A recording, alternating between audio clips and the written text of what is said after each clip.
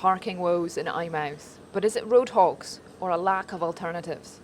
I really think the issue is the place is so busy in this area, people don't realise where they're parking and don't give it enough consideration.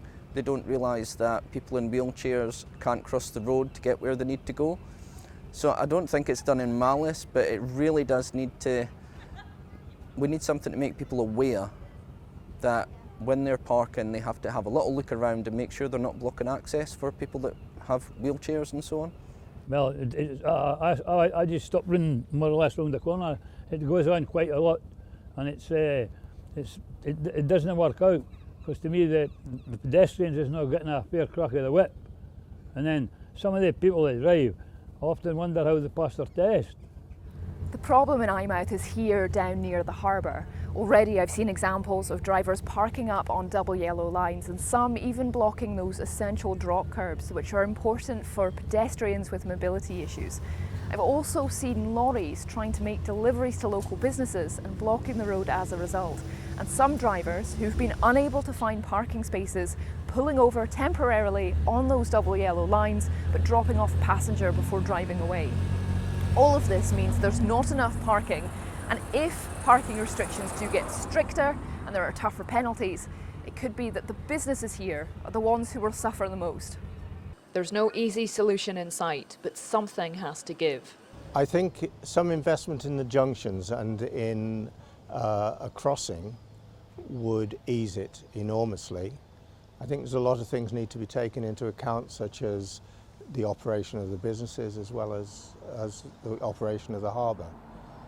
It's true there's probably could be more parking, but I think that's a whole town issue rather than something that should just be landed onto Harbour Road. In a statement, Police Scotland say police have received numerous complaints regarding parking issues at Harbour Road and Manse Road in Eyemouth. Community policing officers are working with partner agencies and local businesses regarding a long-term solution. However, parking enforcement by way of parking tickets will be carried out in the future. Prioritising dangerous and inconsiderate parking, double yellow line offences, and ensuring dropped curbs are clear to ensure persons with restricted mobility are safe. A meeting with Police Scotland, Scottish Borders Council, Harbour Users Group and the Harbour Trust and local businesses will be taking place in the near future to discuss and identify a solution to the matter. I think we can put as many rules in as possible. That's fine, but rules are no good if they're not upheld by the police. I do think if the rules are put in place and they are policed properly, that it can make a positive difference. But I do think raising awareness of where people are parking and asking them to take just a little thought to make sure they're not parking in front of a drop curb, that's one of the main things we need to highlight. I would hope that the police do start ticketing now, because the public have had a fair amount of time to be made aware that this is happening. So I hope the police get no tickets would be lovely. New rules under the Transport Scotland Act dictate parking on pavements will be prohibited unless councils signpost otherwise.